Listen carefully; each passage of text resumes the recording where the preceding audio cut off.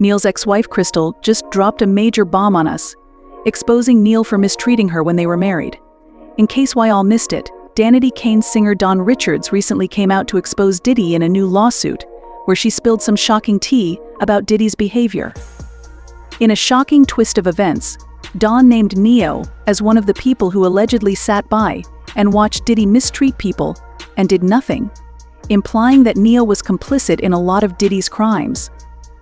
Well, not only is Crystal, Neo's ex-wife, backing Dawn, but she also claims that Neo allegedly did some shady and nasty things to her when they were married, and he might have learned it from Diddy. Crystal pulled up on Neo and she dropped some wild tea. Well, if there's one person who knows how nasty Neo can be, it's his ex-wife Crystal. Even with this new lawsuit from Dawn, we already know that Neo wasn't the best husband to Crystal, because allegedly, he did her dirty. Their marriage had been on the rocks for a long time because of alleged mistreatment from Neo, but it eventually broke down when he had an outside baby on her. The outside baby was first revealed by a blind item. According to an anonymous source, the iconic R&B singer who reconciled with his wife during quarantine actually fathered a child with an exotic dancer in Atlanta. He welcomed a third baby with his wife around the same time as the dancer. It's interesting since he was on talk shows talking about reconciling with his wife around the same time I was hearing about this.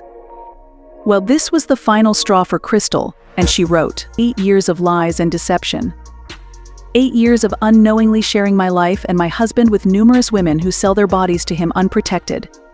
To say I'm heartbroken and disgusted is an understatement. I ask that you all please stop sending me videos or information of him cheating because what he does is no longer my concern. I'm choosing to stand tall with my head held high with no hate in my heart. I wish him nothing but the best. When they start typing in that notes app, you know it's something real. But anyways, Neil made it clear that he wasn't taking Crystal's pain seriously when he liked her statement calling him out and exposing him. Like, what kind of villain does that? He then released a statement of his own on Twitter, saying, "For the sake of my children, my family and I will work through our challenges behind closed doors. Personal matters are not meant to be addressed and dissected in public forums. I simply ask that you please respect me and my family's privacy at this time." Obviously, with that little like and release statement, he felt no remorse for his actions because he went on a podcast and claimed that he was only human.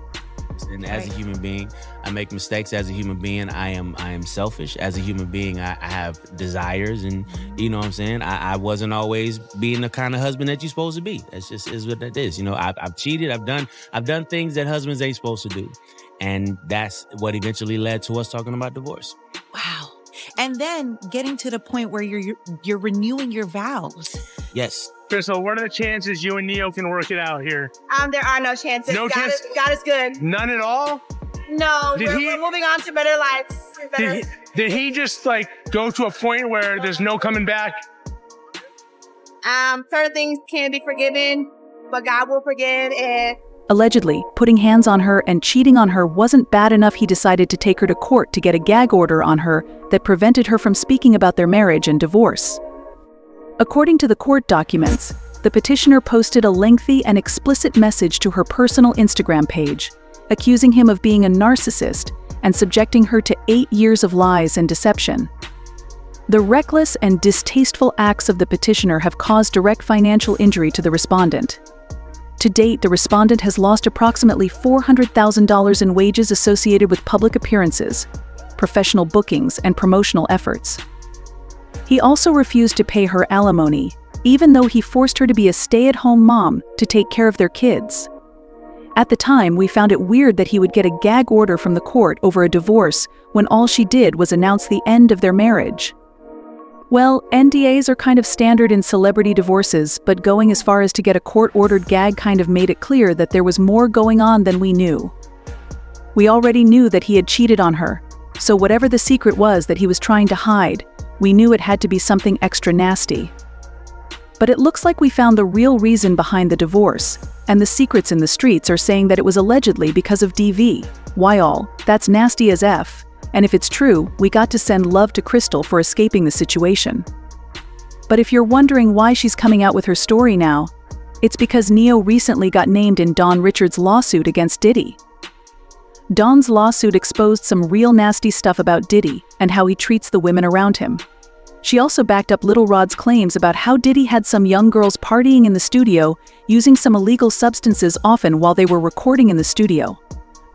Mr. Combs would hold parties where he would invite young men and women who were often scantily dressed and appeared underage to use drugs and engage in acts. Miss Richard observed Mr. Combs and his colleagues groping and inappropriately touching the young women. Upon information and belief, the participants often left the immediate area to have intercourse and returned shortly thereafter. On one occasion, when she tried to stand up for herself, Diddy punished her by locking her in an unheated car in the dead of winter. The court document said Miss Richard screamed as loudly as she could, but no one responded. It was a late evening in the wintertime, the windows were heavily tinted, and the interior of the car was dark except for faint interior lights.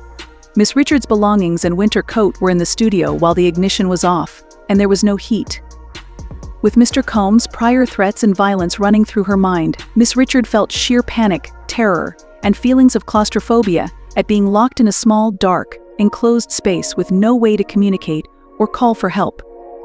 She began to feel cold and feared for her life, not knowing when or if she would be released. She added that Diddy subjected the Danity Kane girls to inhumane treatment, forcing them to rehearse for up to 48 hours without taking breaks.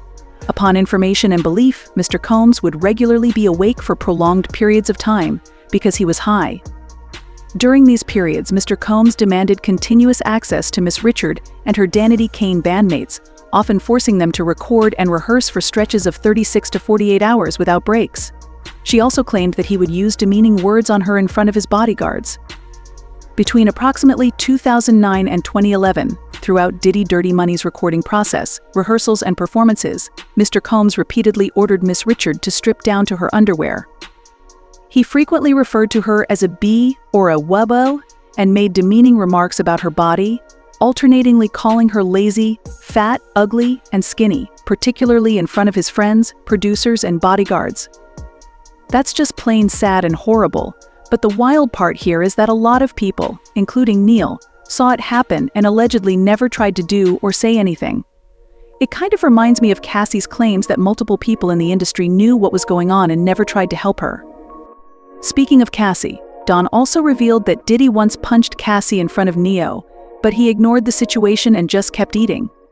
The court documents said Combs hosted a dinner at a West Hollywood, California restaurant, which Miss Richard and Miss Harper were required to attend.